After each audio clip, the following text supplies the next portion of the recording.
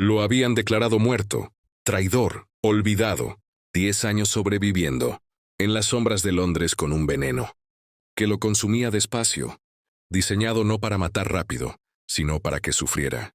Y entonces ella lo encontró, la hija del único hombre en el mundo que tenía razones para querer verlo muerto.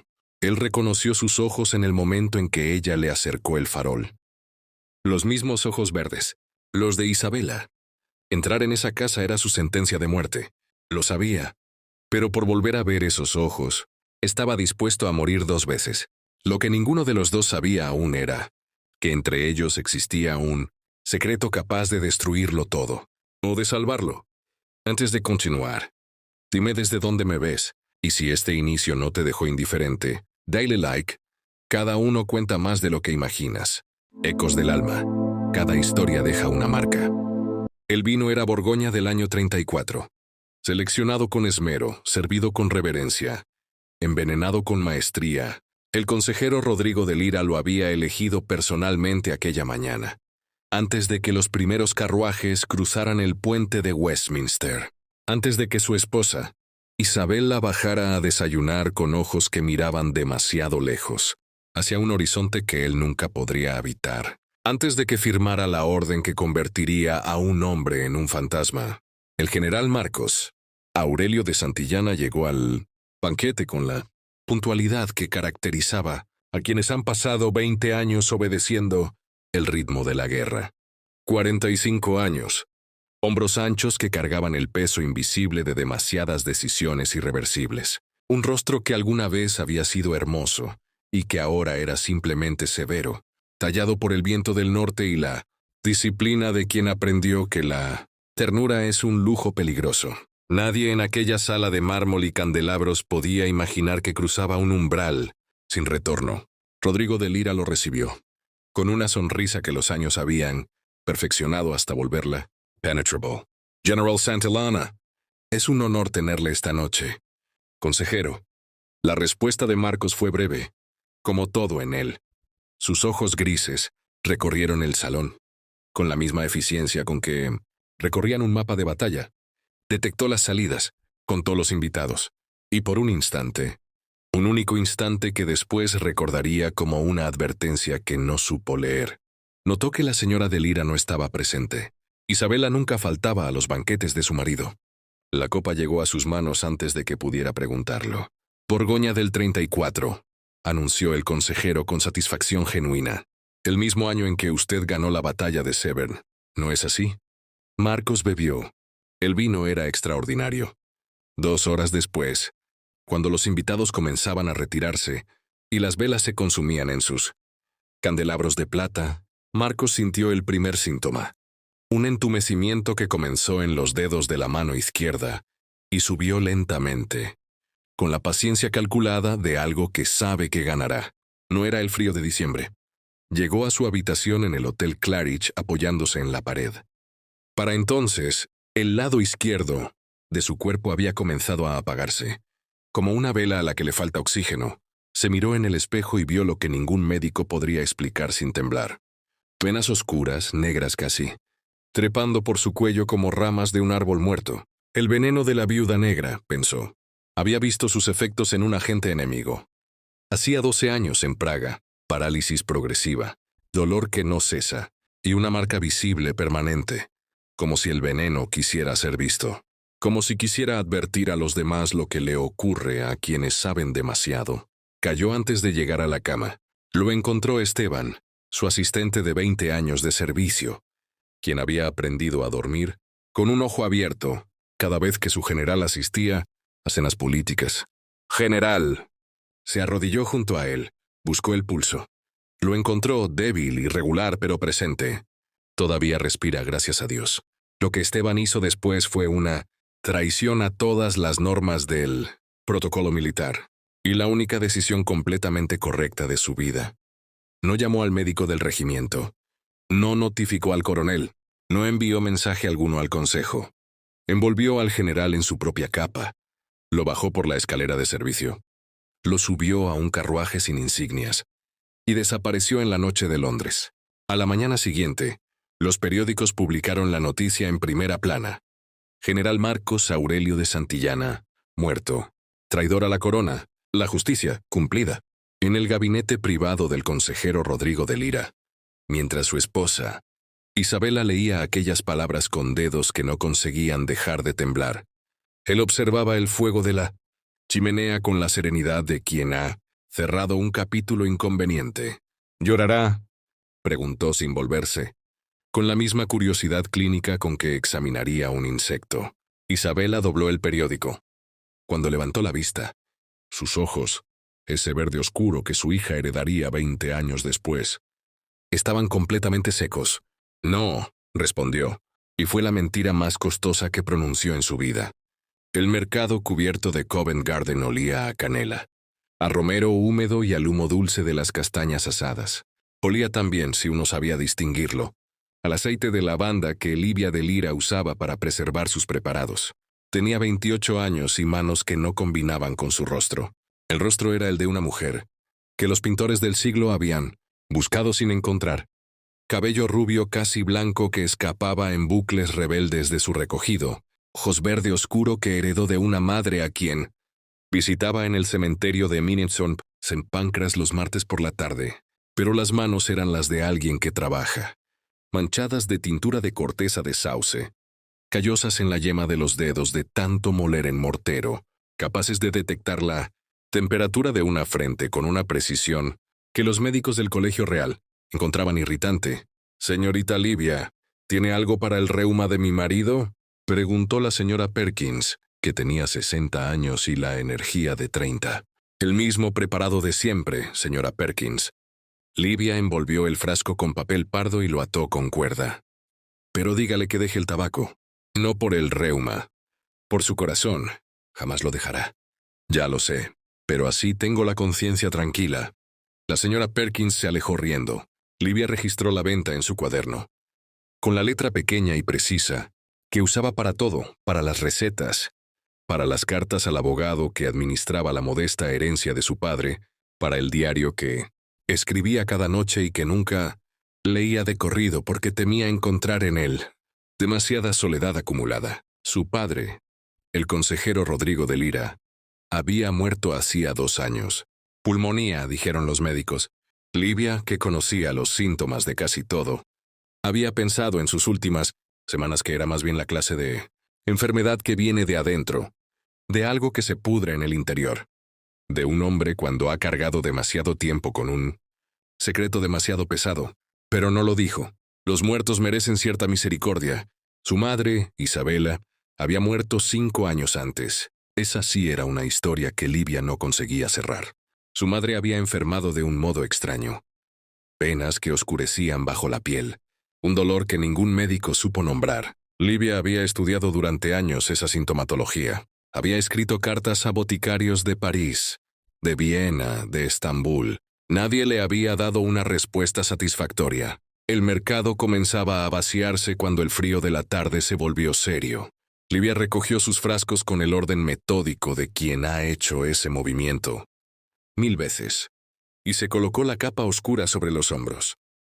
No había llegado a la esquina de Bow Street cuando lo vio. Estaba en el callejón que separaba la taberna del almacén de lanas, caído no del todo, sino sostenido contra la pared de ladrillo como si sus rodillas hubieran decidido doblegarse.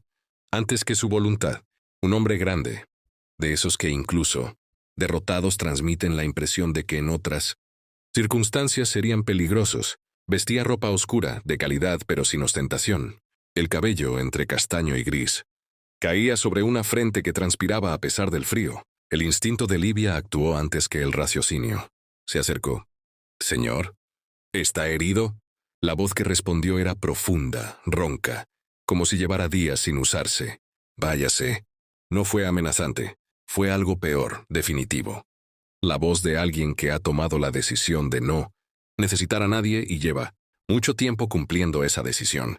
«No parece estar en posición de darme órdenes», dijo Livia, con la tranquilidad práctica que usaba con los pacientes difíciles. Él no respondió. Temblaba, aunque era evidente que empleaba una cantidad considerable de esfuerzo en que no se notara. Livia dejó su bolso en el suelo Sacó el pequeño farol que siempre llevaba para las entregas nocturnas y lo acercó. Lo que vio le detuvo el aliento. Las venas del cuello, oscuras, negras casi, trepando desde la clavícula hasta detrás de la mandíbula, en un patrón que ella había dibujado docenas de veces en sus cuadernos, copiado de la descripción que su madre le había dado en un momento de fiebre. Años atrás, sin saber que lo estaba describiendo. Ese veneno, pensó, y su mente añadió antes de que pudiera detenerla, el mismo que mató a mamá. El hombre se volvió hacia ella entonces, y Livia, que llevaba 28 años aprendiendo a mantener la compostura ante cualquier cosa, tuvo que recordarse que debía respirar. Era un rostro que había sido extraordinario, que de algún modo seguía siéndolo, a pesar de los años y del daño. El lado izquierdo mostraba una tensión distinta al derecho, como si los músculos hubieran aprendido a compensar algo que ya no funcionaba del todo. Ojos grises, del color exacto del Támesis en enero. Y esa mirada, la de alguien que ha visto demasiado y ha decidido que ver ya no vale la pena. Ese veneno, dijo Livia señalando su cuello, es el veneno de la viuda negra. Él no se sorprendió. Lo que cruzó por su mirada fue algo diferente. El reconocimiento de alguien que finalmente encuentra a quien lo sabe sin que él tenga que explicarlo. ¿Lo conoce?, preguntó. Mató a mi madre. Silencio. El callejón olía a carbón y a lluvia reciente. Desde la taberna llegaba el sonido amortiguado de una canción de marineros. ¿Es incurable?, preguntó Livia. No lo preguntó con miedo. Lo preguntó de la manera en que preguntaba todo, como si la respuesta fuera información necesaria para dar el siguiente paso. Eso me han dicho. Los médicos dicen eso de todo lo que no entienden. Se puso de pie y recogió su bolso. Hay dos opciones, señor. Se queda aquí a morir de frío esta noche, que con ese veneno en el corazón no tardará, o viene conmigo y dejamos que yo decida si es incurable. Él la miró durante un tiempo que resultó incómodo. ¿Por qué haría eso? Livia consideró la pregunta. Podría haberle dado una respuesta médica o una respuesta moral. Eligió la verdadera. Porque si hay un antídoto para lo que usted tiene, también existió un antídoto para lo que tenía mi madre. Y necesito saber si llegué demasiado tarde solo para ella, o para los dos. El hombre tardó un momento más. Luego, con un esfuerzo que claramente le costó más de lo que quería mostrar, se puso de pie. El lado izquierdo del cuerpo no respondía con normalidad. El brazo colgaba con una rigidez que Livia reconoció como parálisis parcial. Probablemente permanente. No dijo su nombre. Ella no lo preguntó. Comenzaron a caminar juntos hacia Bloomsbury, separados por medio metro de distancia prudente, en silencio. Livia notó que él ajustaba su paso al de ella sin pensarlo, con la clase de cortesía inconsciente que no se aprende, sino que se tiene. Y notó también algo que no supo cómo categorizar en ninguno de sus cuadernos, que cuando él la miró por primera vez bajo la luz del farol, algo en su expresión había cambiado. Un instante apenas, como si hubiera visto algo que no esperaba ver, como si la reconociera. Pero eso era imposible. Nunca se habían visto. O eso creyó ella. La casa de Livia de Lira no era lo que un observador externo hubiera esperado de la hija de un consejero de la corona. Era estrecha de 3 pisos, encajada entre una imprenta y la consulta de un dentista que atendía los jueves.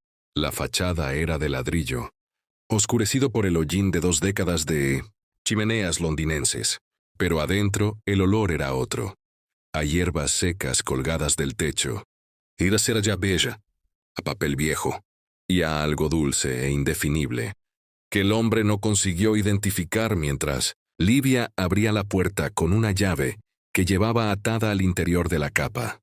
La sala de trabajo está al fondo, dijo ella sin volverse. El sillón junto a la chimenea.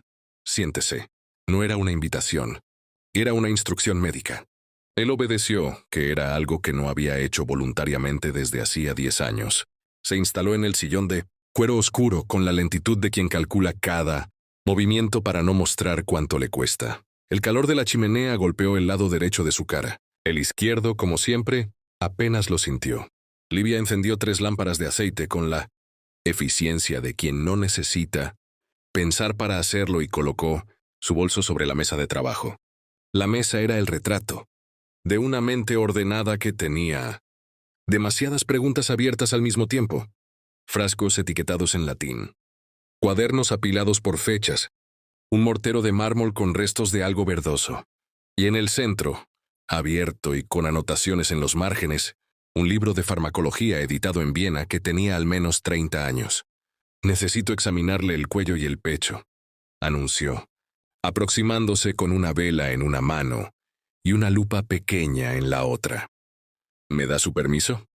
Él la miró. Había algo en esa pregunta, en el hecho de que lo preguntara en lugar de proceder directamente, que lo descolocó más de lo que habría querido admitir. Sí, dijo. Livia trabajaba con las manos y con los ojos al mismo tiempo. Inclinó la vela hacia las venas oscuras del cuello. La siguió con la mirada hasta donde la ropa lo permitía. Y luego, con una practicidad que no admitía incomodidad, señaló su chaqueta. Tiene que quitarse esto. Un segundo de silencio. ¿Es necesario? Si quiere que adivine qué tan cerca está el veneno de su corazón, no. Si prefiere que lo sepa con certeza, sí. Se quitó la chaqueta. Y luego la camisa, con movimientos en los que el lado izquierdo del cuerpo participaba a medias, compensado por el derecho con una fluidez que revelaba años de adaptación. Livia no reaccionó. Ante las venas negras que trepaban desde la clavícula hasta el esternón, externamente aproximó la lupa. Contó la extensión visible del veneno. Presionó suavemente con 2 dedos distintos puntos del pecho. Y escuchó su respiración con un pequeño tubo de madera que él nunca había visto usar a ningún médico. ¿Dónde aprendió eso?, preguntó él. Mi madre. ¿Y los libros? ¿Y los errores? Retiró el tubo. ¿Cuándo fue envenenado? Hace 10 años. Livia levantó los ojos. Por primera vez desde que comenzó el examen, lo miró directamente a la cara en lugar de a las venas. 10 años con el veneno de la viuda negra y sigue vivo. No era una pregunta. Era un dato que no cuadraba con lo que ella sabía. Esteban, dijo él como si esa palabra explicara todo. Mi asistente. Pasó 4 años buscando un preparado que ralentizara el avance. Lo encontró en un boticario de Edimburgo. No es un antídoto, solo compra tiempo. ¿Cuánto tiempo le queda? Un médico de Edimburgo me examinó hace 5 semanas. Dijo que el veneno llegará al corazón en un mes. Quizás 6 semanas, si tengo suerte. Livia asintió despacio. Se volvió hacia su mesa. Tomó un cuaderno y comenzó a escribir con esa letra pequeña y precisa. Tengo 3 preparados que podrían reducir la progresión. Ninguno es el antídoto. Pero si mi teoría sobre el compuesto base del veneno es correcta, podría darnos más tiempo para encontrarlo. Darnos, repitió él con un tono que rozaba la ironía. Livia no se volvió. He estado buscando este veneno durante 5 años. Usted lo lleva en el cuerpo. Me parece que en este momento somos la mejor información que el otro puede tener. Él no respondió. Pero tampoco se fue. Los primeros 3 días fueron una negociación tácita entre 2 personas que habían aprendido a desconfiar de las intenciones ajenas. Él dormía en el cuarto del primer piso que Livia había convertido en almacén de libros. Ella le dejaba el preparado sobre la mesita cada mañana, con instrucciones escritas en un papel doblado, y esperaba que lo hubiera tomado antes de subir a verificar su estado. La primera mañana, él no lo había tocado. Livia entró, vio el frasco intacto, y lo miró sin decir nada durante 3 segundos completos. No confía en mí, dijo finalmente. No confío en nadie, corrigió él. Eso es diferente.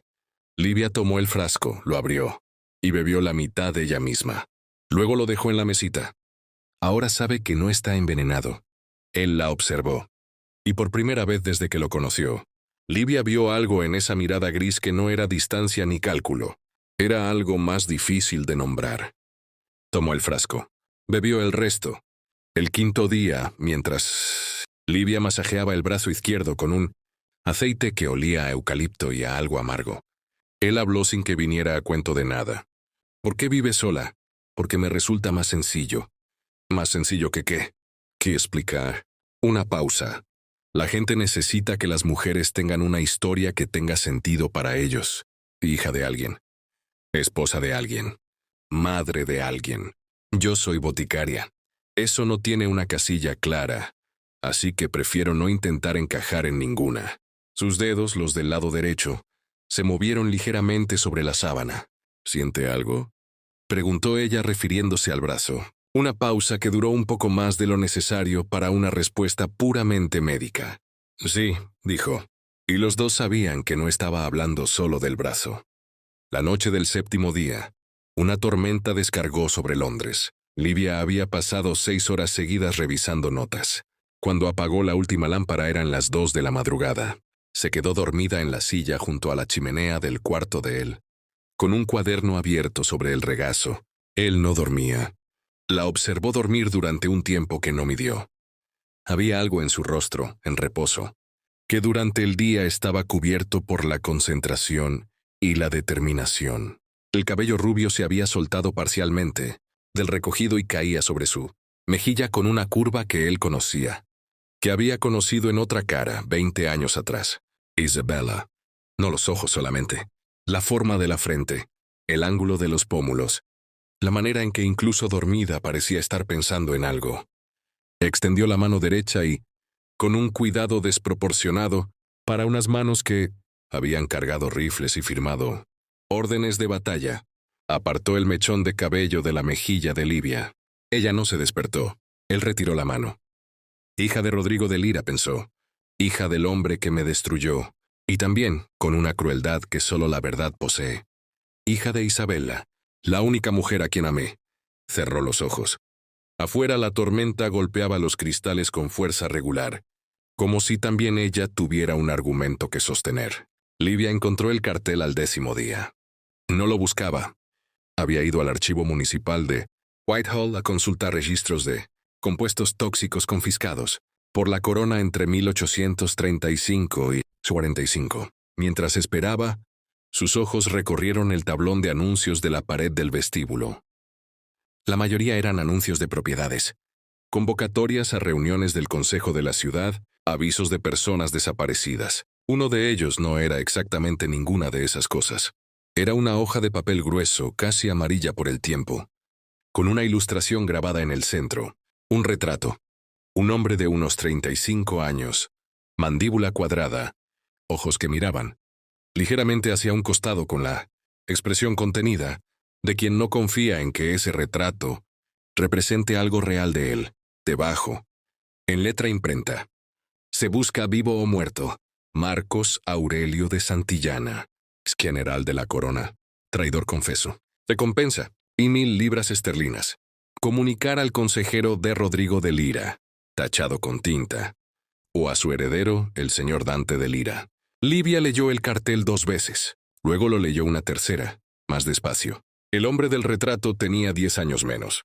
No tenía las venas oscuras, no tenía la parálisis, pero la mandíbula era la misma, y los ojos, que miraban hacia un costado, con esa expresión de quien prefiere no ser completamente visto, eran inconfundiblemente los mismos ojos grises, que llevaba 10 noches mirándola trabajar desde el sillón.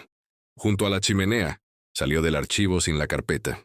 Entró a la casa, dejó la capa en el gancho y se quedó de pie en el umbral de la sala de trabajo durante el tiempo que necesitó para ordenar las preguntas. Él estaba en el sillón, con uno de sus cuadernos en las manos. Levantó los ojos cuando la oyó entrar. Y en el segundo exacto en que la vio la cara, supo. Livia lo sabía. «Usted es el general Santillana», dijo. No como pregunta. Era, Gillo. Hace 10 años dejé de ser cualquier cosa con ese nombre. Hay un cartel en el archivo de Whitehall. Con su cara. Vale 1.000 libras. Sé que existe. ¿Y pensó en algún momento en decirme quién era? Si le decía mi nombre, tenía 2 opciones: entregarme por la recompensa o protegerme, por razones que no habría podido explicar todavía. Preferí que me conociera antes de que supiera quién soy. ¿Y quién es?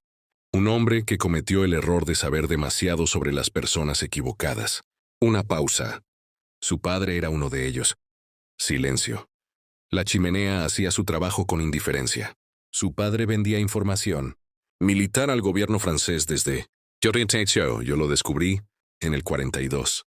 Fui a verle antes de presentar el informe al comandante en 1900. Jefe, por razones personales que entonces me parecieron suficientes para darle la oportunidad de retractarse. Él eligió otra cosa. El veneno, dijo Livia, muy despacio.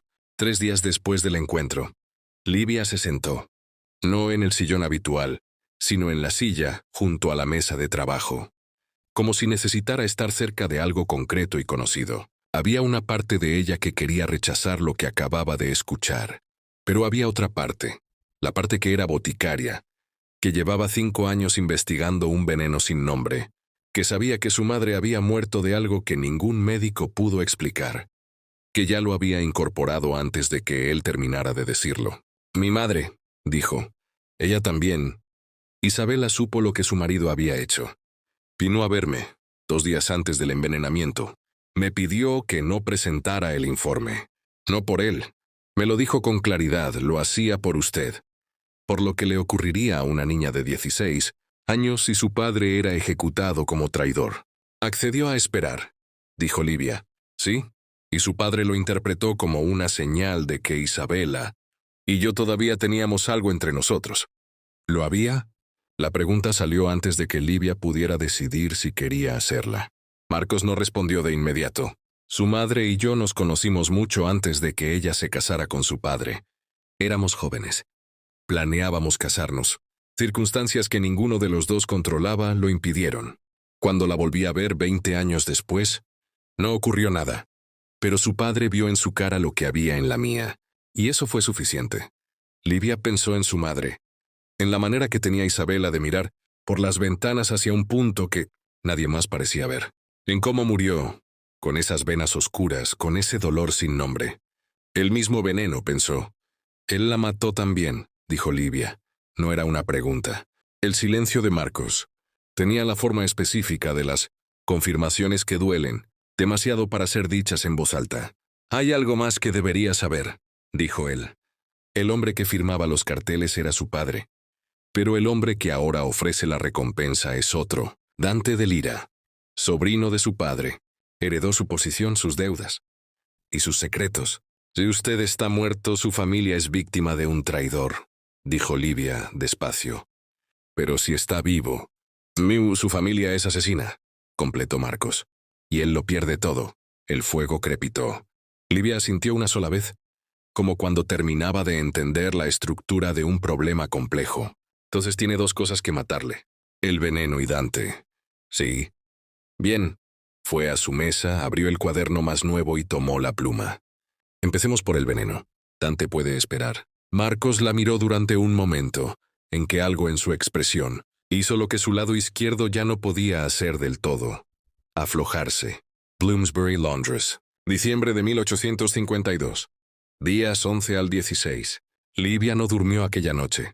No por el impacto de lo que había descubierto, sino porque en cuanto Marcos terminó de contarle los detalles que sabía sobre el veneno, su origen probable en un laboratorio clandestino de Portsmouth, el nombre del químico que lo había formulado por encargo, la composición parcial que Esteban había logrado reconstruir en Edimburgo, ella encontró un hilo que no había visto antes.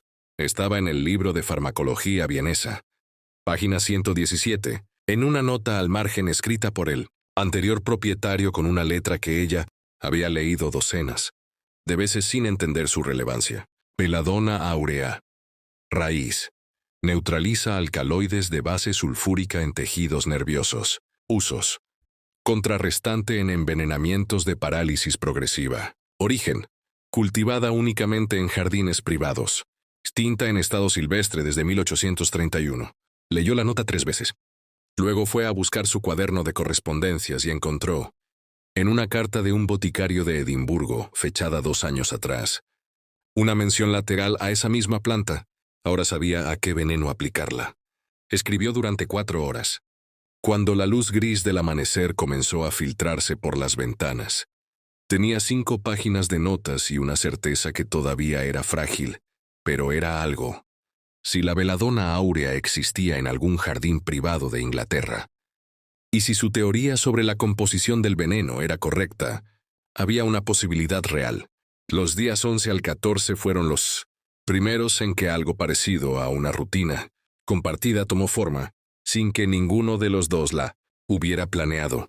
Por las mañanas, Marcos le contaba lo que recordaba sobre el período anterior al envenenamiento. Nombres, fechas, reuniones, documentos. Livia tomaba notas y hacía preguntas que a veces lo sorprendían por su precisión. Por las tardes, ella trabajaba en los preparados y él leía. Había descubierto que su biblioteca era notable y completamente desordenada. Libros de medicina junto a novelas francesas, junto a tratados de botánica, junto a, inexplicablemente, un manual militar de táctica de caballería del siglo anterior. ¿Por qué tiene esto? Preguntó él un día. Era de mi abuelo materno, respondió Livia sin levantar la vista de su mortero. Mi madre decía que era el único hombre de su familia que había elegido una profesión honesta. Marcos dejó el libro en su sitio. ¿Qué le contó su madre sobre su infancia? Poco. Mi madre era una mujer que hablaba del presente con gran detalle y del pasado. Casi nunca. Recuerdo que tocaba el piano por las noches cuando creía que yo dormía. Y que a veces, cuando pensaba que nadie la miraba, tenía una expresión que yo no sabía cómo interpretar entonces. ¿Y ahora? Livia dejó el mortero. Se quedó un momento mirando sus propias manos. Ahora creo que era la expresión de alguien que vive una vida paralela adentro. Una vida que nunca llegó a ser real. Marcos no respondió, pero algo en sus manos, que descansaban sobre el libro cerrado, se tensó ligeramente. El 15º día. Livia le pidió que le mostrara hasta dónde llegaba la sensación, en el brazo izquierdo. Recorrió desde el hombro hasta la muñeca con los dedos, presionando en puntos específicos. ¿Aquí? Sí. ¿Y aquí? Menos. ¿Y aquí? Silencio. Marcus. Era la primera vez que usaba su nombre. Sin título, sin apellido, solo el nombre, dicho con la misma naturalidad con que decía cualquier otra cosa, como si hubiera estado usándolo siempre. Él levantó los ojos de la mesa. ¿Aquí? Repitió ella. No siento nada. Livia anotó. Su expresión no cambió, pero su respiración se hizo un poco más deliberada durante los siguientes segundos. El preparado está ralentizando el avance, pero no lo detiene, dijo. Necesitamos ir a la casa de Kensington. ¿Cuándo? Mañana por la mañana. Marcos asintió, y luego porque había algo que llevaba días sin decir. Livia. Ella levantó la vista. Cuando esto termine, de una manera o de otra, quiero que sepa que estos días han sido los primeros en 10 años en que no he pensado en morir como en la única salida razonable. Livia no respondió de inmediato. Cuando lo hizo, eso es lo más parecido a un cumplido que me ha dicho. Y antes de que él pudiera responder, ella bajó la vista al cuaderno y continuó escribiendo. Pero en el ángulo de su boca, por un instante brevísimo, apareció algo que no era exactamente una sonrisa, y que, sin embargo, lo era. Bloomsbury, Londres, noche del día 16. Tante Delira tenía 35 años y la clase de apariencia que inspira confianza inmediata. En quienes no lo conocen bien, estatura media, traje de buen paño, patillas cuidadas, una sonrisa que llegaba con medio segundo de retraso, como si pasara por una aduana interior antes de mostrarse. Livia lo conocía desde la infancia. Sabía leer ese retraso. Dante abrió la puerta lo suficiente para recibirlo. No lo suficiente para invitarlo a entrar. Es tarde. Lo sé y me disculpo. Sus ojos recorrieron lo que podía ver de la sala con una rapidez que intentaba parecer distracción. ¿Puedo pasar? Es un asunto de familia. Los asuntos de familia pueden esperar a mañana. Este no.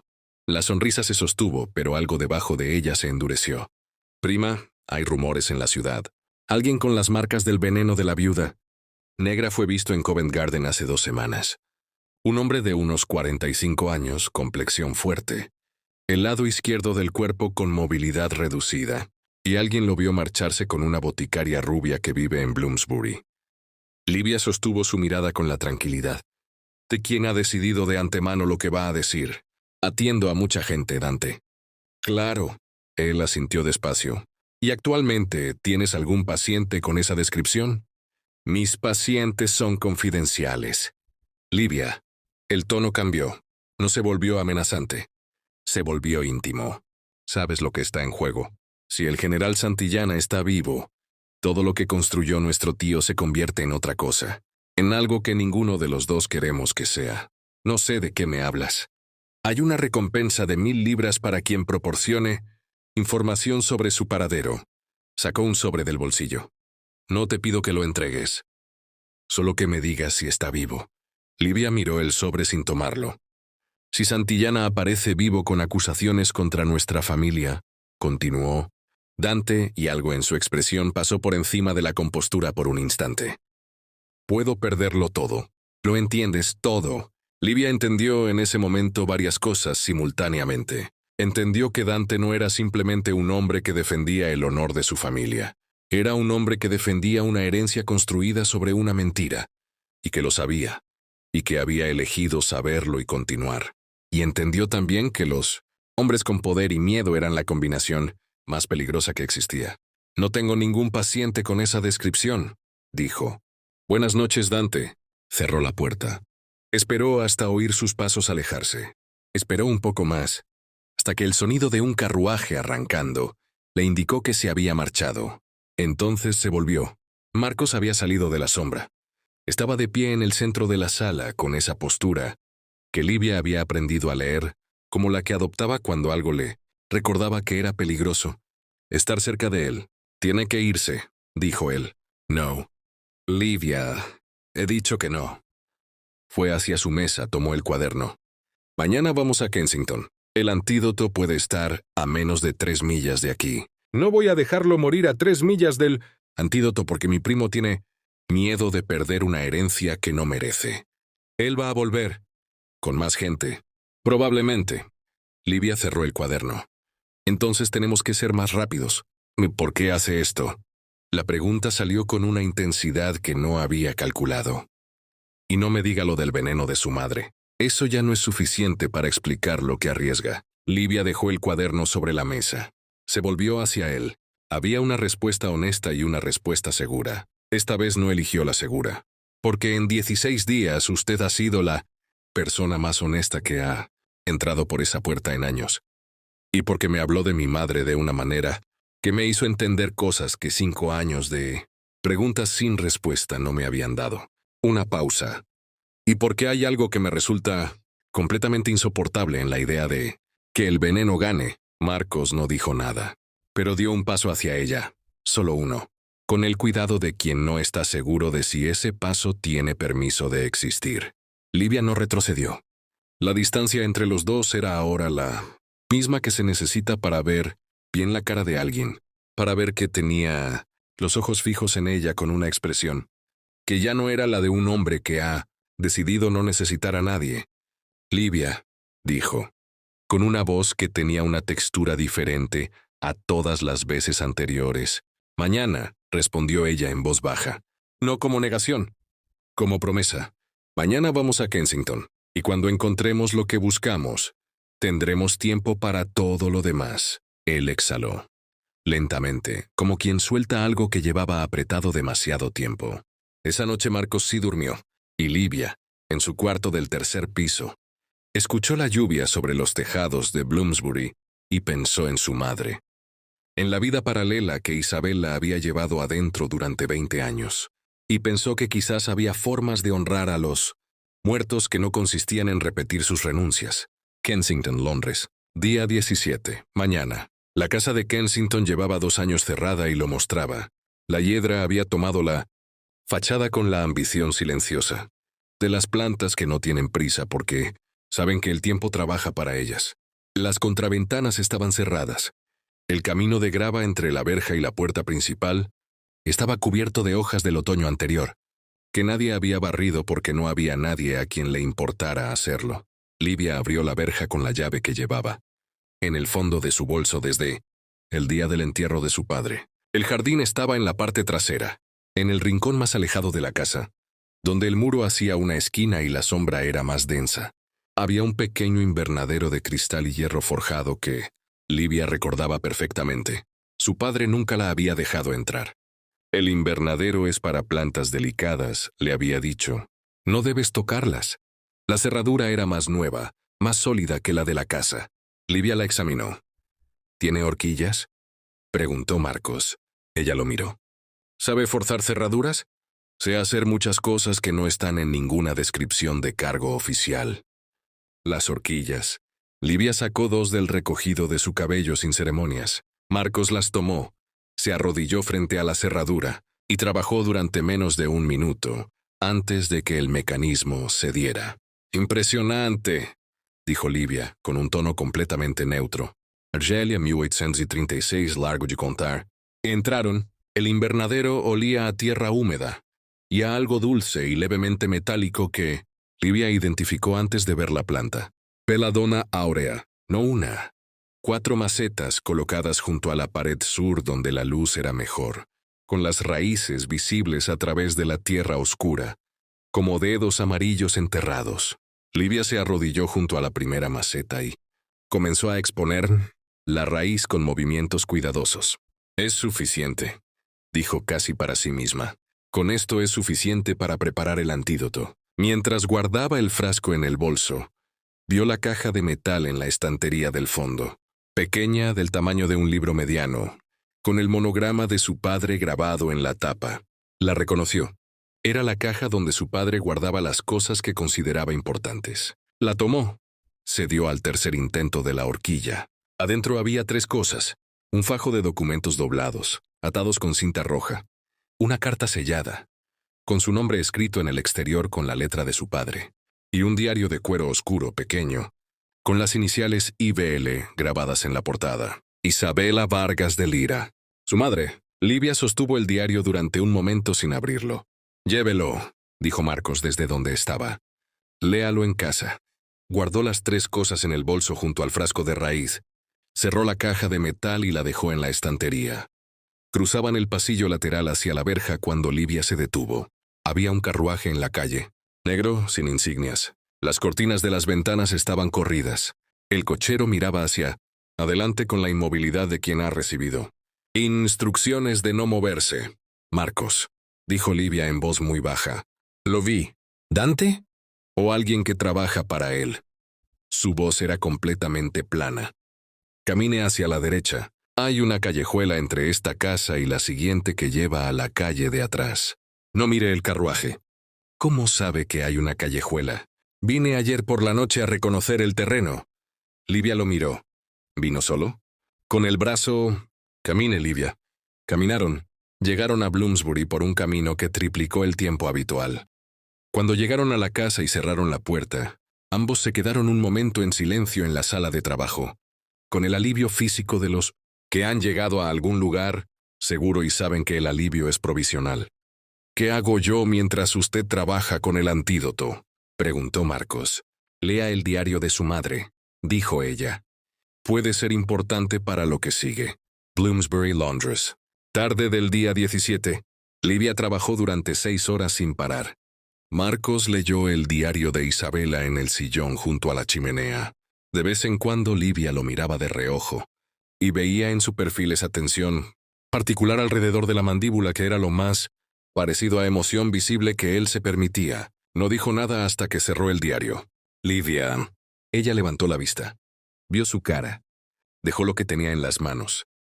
«¿Qué dice?» Marcos dejó el diario sobre la mesa con el cuidado con que se deja algo frágil. Se puso de pie y fue hasta la ventana, de espaldas a ella. Su madre sabía que su padre iba a envenenarme. Lo supo 2 días después de que vine a verla. Uno de los criados la oyó hablar con el hombre que le suministraba los compuestos a su marido. Fue al invernadero.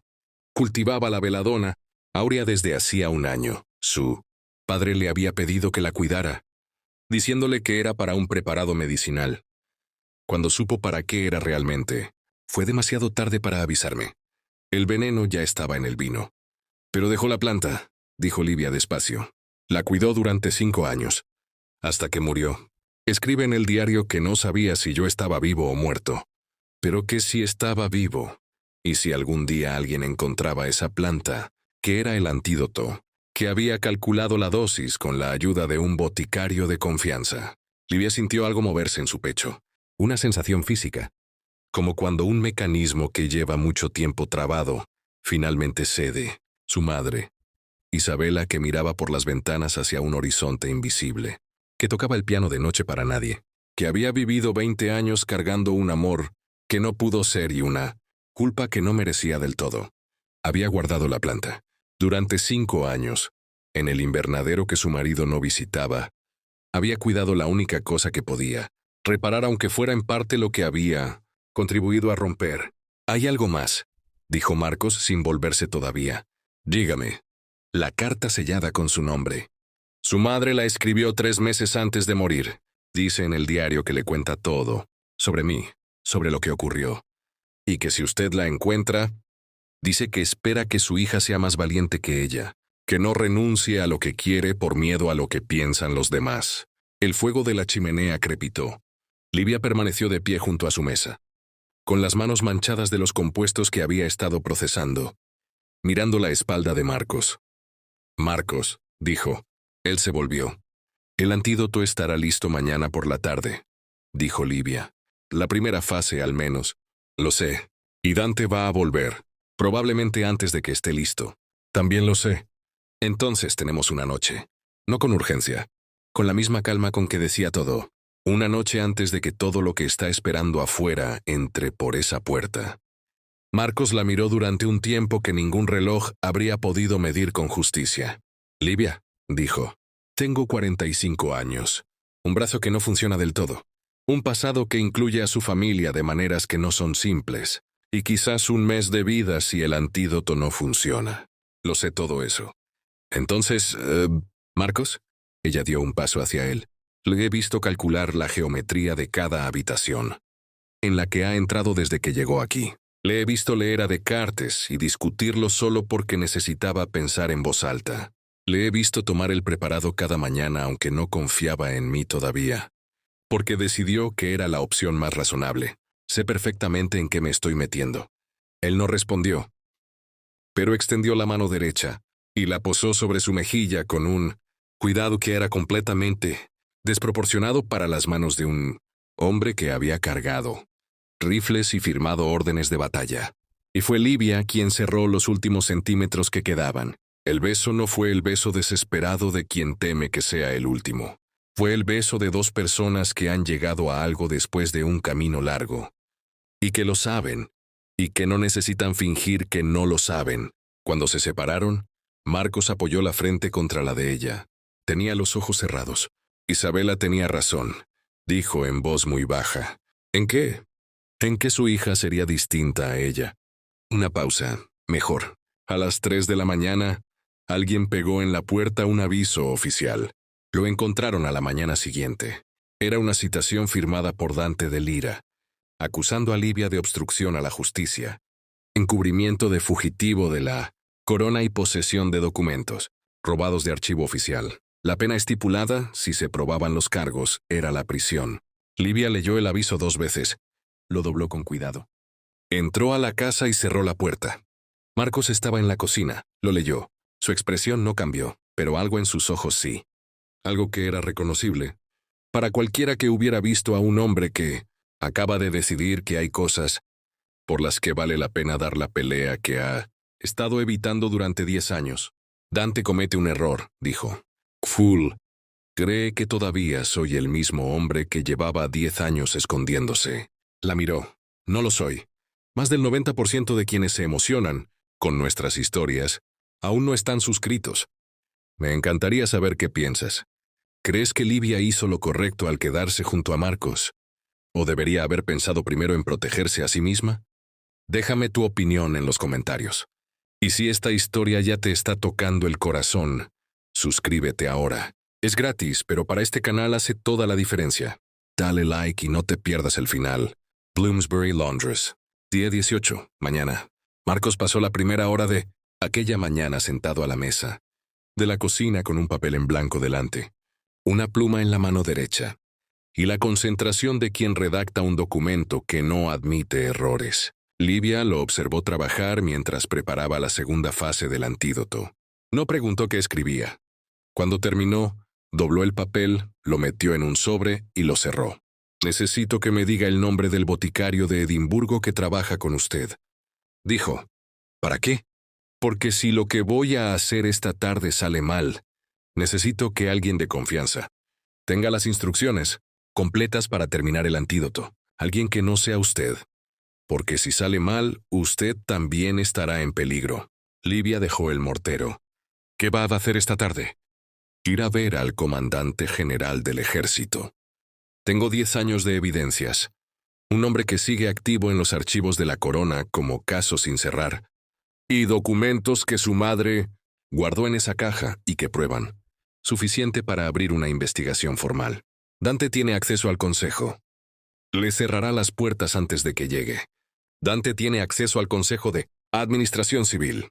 El comandante general responde directamente al Ministerio de Defensa. Son cadenas de mando distintas. Y yo todavía conozco la diferencia entre ellas.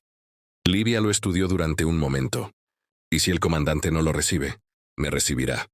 No lo dijo con arrogancia. Lo dijo con la certeza de quien conoce a la persona en cuestión. Reginald Ashworth. Y yo servimos. Juntos en la campaña de Portugal de 1936. Salvé a su hijo en Badajoz. Ese tipo de deuda no caduca.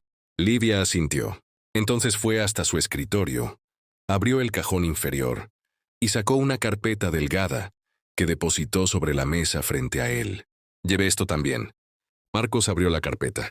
Adentro había 10 páginas escritas con la letra pequeña y precisa de Livia. Un análisis detallado de la composición del veneno de la viuda negra, su probable origen en Portsmouth, y al final, 3 páginas sobre la veladona áurea y su función como antídoto. Lo preparé hace 3 días, dijo Livia. Por si acaso, Marcos miró las páginas con la manera en que se mira, algo que uno no esperaba encontrar, y que sin embargo encaja perfectamente en el lugar donde faltaba algo. Por si acaso, epicheó. Siempre trabajo con 2 planes. Es lo que hacen los boticarios competentes. Él guardó las páginas en el sobre. Se levantó. Tomó la chaqueta. Livia, si en 4 horas no he vuelto, volverá. Si no he vuelto, repitió él, con firmeza suave. Tome el antídoto. Tome el diario de su madre. Tome lo que necesite. Y vaya a la estación de Paddington. Hay un tren a Bristol a las 6 de la tarde. Livia miró el papel con la dirección. Miró a Marcos. Lleva 10 años planeando salidas para los demás, dijo. ¿Alguna vez planea algo para usted mismo? Él no respondió de inmediato. Cuando lo hizo, tenía en la cara algo que Livia había visto por primera vez la noche anterior. Algo abierto. Algo que no calculaba. Ahora sí, dijo. Y salió. Las 4 horas siguientes fueron las más largas que Livia recordaba desde la noche en que su madre murió. Trabajó. Era lo único que podía hacer que tuviera sentido. La segunda fase del antídoto requería temperatura constante y atención continua. A las 2 de la tarde leyó la carta de su madre. La había postergado con la misma disciplina, con que posponía las cosas que sabía, que iban a costarle. La letra de Isabela era más pequeña que la suya, más inclinada, la de alguien que ha aprendido a ocupar poco espacio. Livia mía, si encuentras esta carta significa que encontraste el jardín, y si encontraste el jardín, significa que encontraste a Marcos, o al menos el rastro de lo que le hicieron. Hay cosas que debí contarte. Las fui posponiendo porque no sabía cómo decirlas sin que cambiaran la manera en que me mirabas. Ahora que ya no puedo verte, me doy cuenta de que ese miedo fue lo más cobarde que hice en mi vida. Tu padre era un hombre al que nunca amé, aunque lo intenté durante 20 años. Eso no te lo cuento para que lo juzgues, sino para que entiendas lo que sí amé, que fue real, y que no me avergüenza aunque debería, quizás, según las reglas de un mundo que nunca entendí del todo. Amé a Marcos Aurelio de Santillana, cuando teníamos 20 años y el mundo parecía más simple de lo que era. Lo amé durante 20 años en silencio, que es la única manera en que se puede amar algo a lo que has renunciado. Y lo amé lo suficiente al final, para intentar protegerlo de la única manera que me quedaba. No sé si sirvió de algo. Lo que sí sé es esto: el amor que se construye despacio, que se gana día a día, que sobrevive el conocimiento de los defectos y las historias difíciles del otro, es el único que vale la pena tener. Yo no lo tuve, pero tú eres distinta a mí en todas las maneras importantes. Eres más valiente, más honesta, menos dispuesta a doblegarte ante lo que el mundo espera. Si alguna vez encuentras algo que valga la pena, Livia, no lo sueltes por miedo. Con todo mi amor, que es más de lo que supe mostrarte en vida, tu madre... Livia dobló la carta, la guardó en el bolsillo interior de su capa, junto al corazón. Volvió al antídoto. Eran las 3:15 cuando oyó la puerta. Marcos entró con nieve en los hombros y con una expresión que Livia no consiguió leer de inmediato. ¿Y? Preguntó ella. Él se quitó la nieve de los hombros. Se volvió. Ashworth me recibió. ¿Y? Leyó los documentos. Llamó a 2 testigos de su confianza. Hay una investigación formal abierta desde esta tarde. Los cargos contra mí están suspendidos provisionalmente, y Dante de Lira ha sido citado a comparecer ante él. Ministerio de Defensa en 48 horas. Livia se quedó completamente quieta durante un segundo. 48 horas. 48 horas. El antídoto estará listo en 36. Lo sé. Lo calculé antes de salir. Por primera vez en 18 días, algo en la cara de Marcos se aflojó de una manera que no era cansancio ni dolor, sino algo completamente diferente. «Te está usted llorando», dijo Livia. No. Lo dijo con una convicción total que hubiera sido convincente si no fuera porque la luz de las lámparas era bastante buena. «Marcos, estoy bien». «Lo sé». Ella fue hacia él con ese paso suyo, directo y sin ceremonias. «Por eso le digo que está llorando, porque está bien». Él no respondió. Pero cuando ella llegó a su altura y posó la mano en su pecho, sobre el esternón donde las venas oscuras seguían su trabajo lento, él puso la mano sobre la de ella y la dejó ahí. Y afuera, sobre los tejados de Bloomsbury, la nieve seguía cayendo con la indiferencia benévola de las cosas que no saben que están siendo testigos de algo. Londres. Los días que siguieron. El antídoto estuvo listo a las 2 de la madrugada del día 20. Livia fue hasta el cuarto de Marcos con el frasco en la mano y lo encontró sentado en la cama con el libro de táctica de caballería del abuelo materno de Livia, abierto sobre las rodillas. Aunque era evidente que no lo estaba leyendo, levantó los ojos cuando ella entró. Vio el frasco. Livia se sentó en la silla junto a la cama. Quiero explicarle qué va a ocurrir. Dígame. El primer efecto será dolor. Intenso probablemente. El antídoto va a interactuar con el veneno en los tejidos, y eso no es un proceso que el cuerpo sienta con suavidad. Puede durar entre 1 y 4 horas. ¿Y después?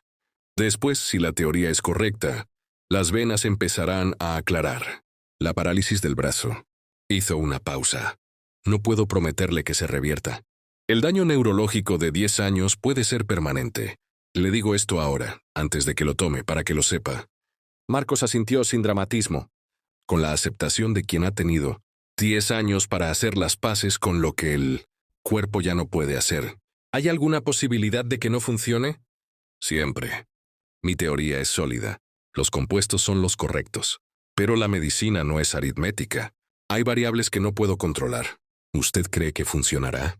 Sí, dijo ella, sin adornos, sin calificativos. Marcos tomó el frasco. Lo sostuvo un momento. Livia, independientemente de lo que ocurra esta noche, quiero que sepa que los 20 días que he pasado en esta casa han sido los únicos en 10 años en los que he tenido razones para querer que mañana llegara.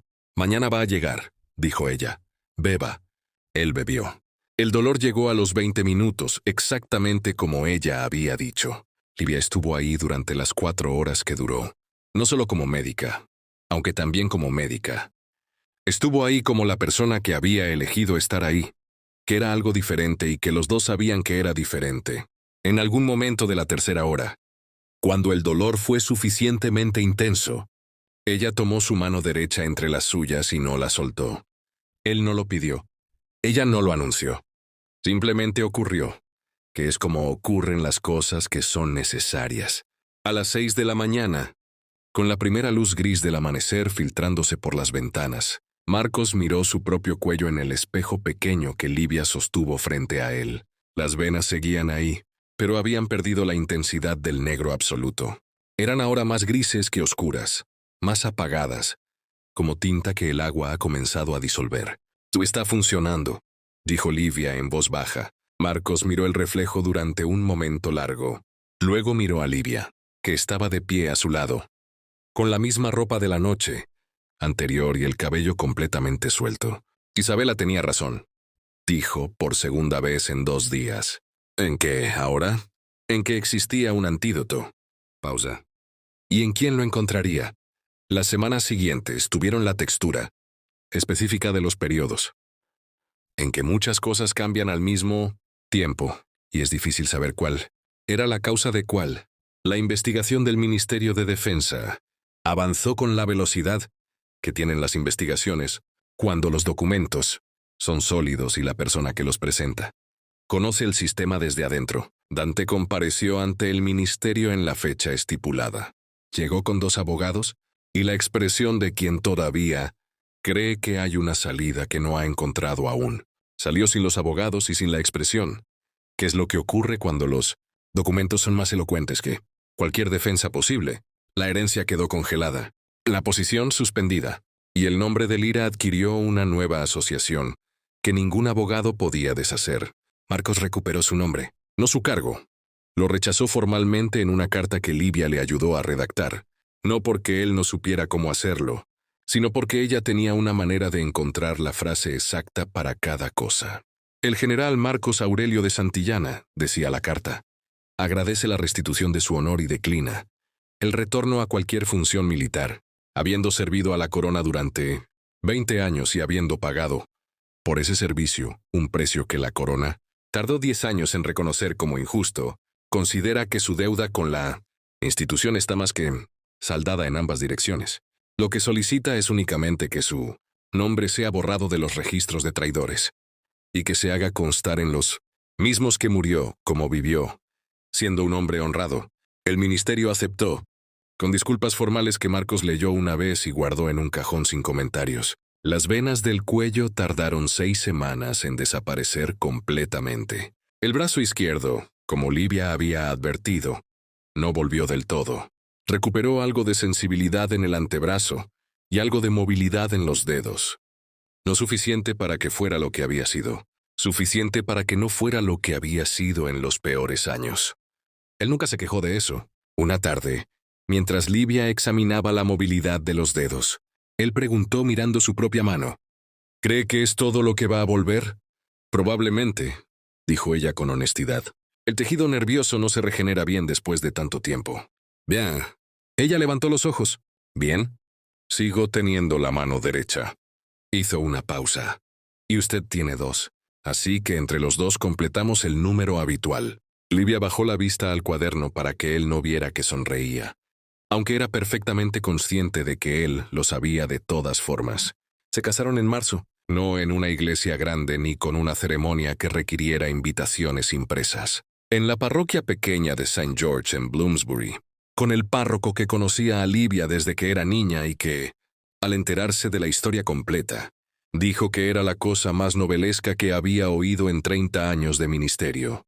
Fueron 2 testigos, Esteban, el asistente fiel que había pasado 10 años buscando remedios en Edimburgo y que respondió la noticia con una carta de 3 páginas que empezaba con «Gracias a Dios» y terminaba con «Ya era hora», y la señora Perkins, que al enterarse dijo que ella lo había sabido desde el primer día que Livia llegó al puesto con esa expresión diferente. Marcos llevaba el brazo izquierdo con un ligero temblor ese día. El frío de marzo lo acentuaba. Cuando Livia le puso el anillo en la mano que temblaba, él dijo en voz baja solo para ella: «Disculpa, todavía tiembla con el frío». «Lo sé», dijo ella con la misma voz. «Por eso tengo 2 manos, para sostenerla cuando tiemble». El párroco que oyó esto tuvo que aclararse la garganta de una manera que no engañó a nadie. Meses después, en un martes de octubre que olía a hojas mojadas, Livia y Marcos fueron juntos al cementerio de St. Pancras. Ella iba los martes. Él la acompañó esa vez por primera vez. Se quedaron de pie frente a la lápida de Isabella durante un tiempo que no midieron. Marcos habló primero en voz baja. «Isabella, prometí que si sobrevivía, haría algo que valiera la pena. No sabía, cuando lo prometí, que lo que valdría la pena sería esto. Cuidé a tu hija lo mejor que pude, aunque creo que, en realidad, fue ella quien me cuidó a mí». Livia no dijo nada durante un momento. Luego, con esa directness suya que no cedía ni ante los cementerios: «Mamá, encontré la planta. Encontré la carta». Se detuvo. «Y encontré a alguien que me quiere de la manera que tú decías que valía la pena. Así que supongo que tenías razón, como siempre». El viento movió las hojas de los olmos del cementerio con el sonido específico que tienen las cosas que no pueden responder pero que, de alguna manera, escuchan. Marcos tomó la mano de Livia. La izquierda, la que temblaba a veces. Ella no la soltó. Y así fue como un hombre que había aprendido a no necesitar nada volvió a necesitar todo. Y como una mujer que había aprendido a saber el nombre de cada dolor, encontró, finalmente, el nombre de algo que no dolía. Marcos tuvo que ser muy valiente, ¿verdad? Y Livia también, a su manera. Me encantaría saber tu opinión. ¿Qué habrías hecho tú en el lugar de Livia cuando descubrió quién era realmente el hombre que había traído a su casa? ¿Lo habrías protegido o lo habrías entregado? Déjamelo en los comentarios. Los leo todos. Y si aún no eres parte del canal, suscríbete para que no te pierdas nuestra próxima historia. Cada semana hay una nueva. Y siempre hay alguien esperando ser escuchado. Fen, a ti que llegaste hasta aquí, gracias por quedarte. Las historias existen porque alguien decide escucharlas hasta el final. Eso eres tú. Cuéntame en los comentarios qué fue lo que más te llegó al corazón. Cada opinión que dejas aquí le da vida a la próxima historia.